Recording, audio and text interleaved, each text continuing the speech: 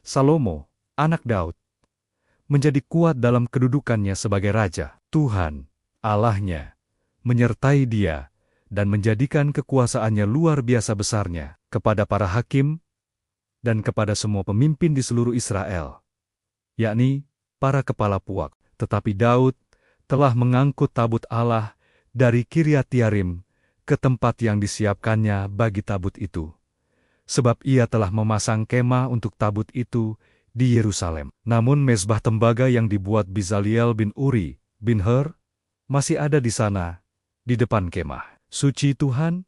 Maka kesanalah Salomo dan jemaah itu meminta petunjuk Tuhan.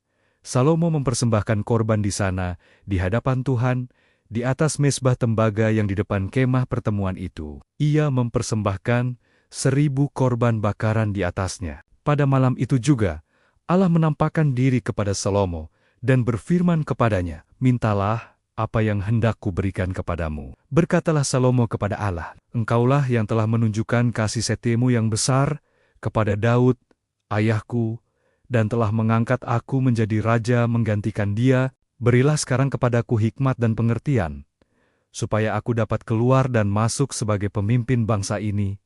Sebab siapakah yang dapat menghakimi umatmu yang besar ini?" Berfirmanlah Allah kepada Salomo, "Oleh karena itu yang kau ingini, dan engkau tidak meminta kekayaan, harta benda, kemuliaan, atau nyawa pembencimu, dan juga tidak meminta umur panjang. Tetapi sebaliknya engkau meminta kebijaksanaan dan pengertian untuk dapat menghakimi umatku, yang atasnya aku telah merajakan engkau. Maka kebijaksanaan dan pengertian itu diberikan kepadamu. Selain itu aku berikan kepadamu kekayaan, harta benda, dan kemuliaan, sebagaimana belum pernah ada pada raja-raja sebelum engkau, dan tidak akan ada pada raja-raja sesudah engkau." Lalu pulanglah Salomo dari bukit pengorbanan yang di Gibeon itu, dari depan kemah pertemuan, ke Yerusalem, dan ia memerintah atas Israel. Raja membuat banyaknya emas dan perak di Yerusalem, sama seperti batu, dan banyaknya pohon kayu aras, sama seperti pohon ara yang tumbuh di daerah bukit.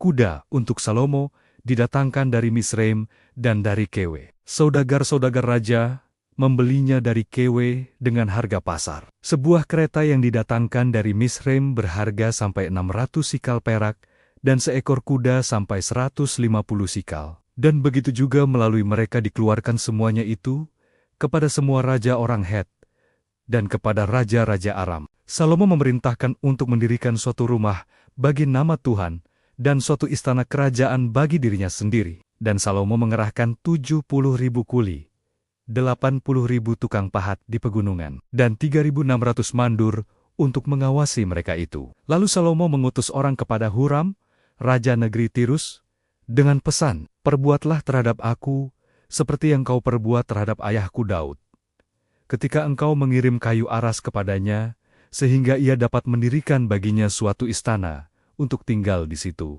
Ketahuilah, aku hendak mendirikan sebuah rumah bagi nama Tuhan, Allahku, untuk menguduskannya bagi dia, supaya di hadaponia dibakar ukupan dari wangi-wangian, tetap diatur roti sajian, dan dipersembahkan korban bakaran pada waktu pagi dan pada waktu petang. Dan rumah yang hendak kudirikan itu harus besar, sebab Allah kami lebih besar dari segala Allah. Tetapi siapa yang mampu mendirikan suatu rumah bagi dia, sedangkan langit, bahkan langit yang mengatasi segala langit pun, tidak dapat memuat dia, dan siapakah aku ini, sehingga aku hendak mendirikan suatu rumah bagi dia, kecuali sebagai tempat untuk membakar korban di hadapannya? Maka sekarang, kirimlah kepadaku seorang yang ahli mengerjakan emas, perak, tembaga, besi, kain ungu muda, kain kirmizi, kain ungu tua, dan yang juga pandai membuat ukiran, untuk membantu para ahli yang ada padaku di Yehuda dan di Yerusalem,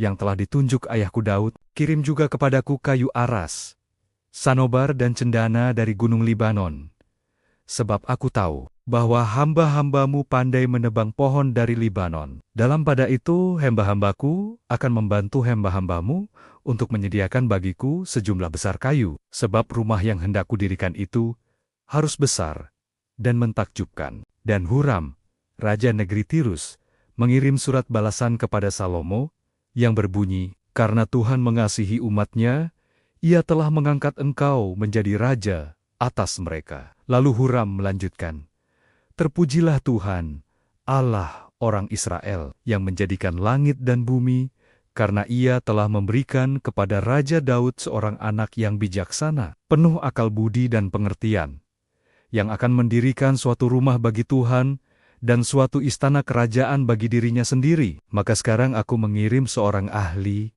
yang penuh pengertian, yakni Huram-Abi, anak seorang perempuan dari Bani Dan, sedang ayahnya orang Tirus. Ia pandai mengerjakan emas, perak, tembaga, besi, batu, kayu, kain ungu muda, kain ungu tua, lenan halus, dan kain kirmizi, dan juga pandai membuat segala jenis ukiran dan segala jenis rancangan yang ditugaskan kepadanya dengan dibantu oleh ahli-ahlimu dan oleh ahli-ahli ayahmu. Dan kami akan menebang kayu dari gunung Libanon sebanyak engkau perlukan dan membawanya kepadamu dengan rakit-rakit melalui laut sampai ke Yafo. Dan engkau dapat mengangkutnya ke Yerusalem. Maka terdapatlah 153.600 orang. Salomo mulai mendirikan rumah Tuhan di Yerusalem di Gunung Moria, di mana Tuhan menampakkan diri kepada Daud, ayahnya, di tempat yang ditetapkan Daud, yakni di tempat pengirikan Ornan, orang Yebus itu. Ia mulai mendirikan rumah itu dalam bulan yang kedua, pada tahun keempat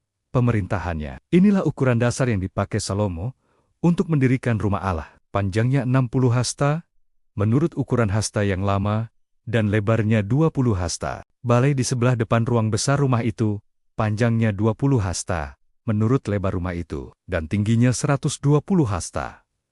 Balai itu dilapisinya dari dalam dengan emas murni. Ruang besar dipapaninya dengan kayu sanobar. Kayu itu disaputnya dengan emas tua. Kemudian dipasangnya pohon korma dan untayan rantai di atasnya. Ruang itu dilapisinya juga dengan batu permata yang mahal-mahal sebagai perhiasan, sedang emasnya emas parwaim. Demikianlah ruang itu, balok-baloknya, ambang-ambangnya, dinding-dindingnya dan pintu-pintunya disaputnya dengan emas, dan pada dinding-dindingnya diukirkannya kerub. Kemudian ia membuat ruang Maha Kudus. Panjangnya 20 hasta, menurut lebar rumah itu, dan lebarnya 20 hasta juga. Lalu ia menyaputnya dengan emas tua seberat 600 talenta, berat paku-paku 50 shikal emas.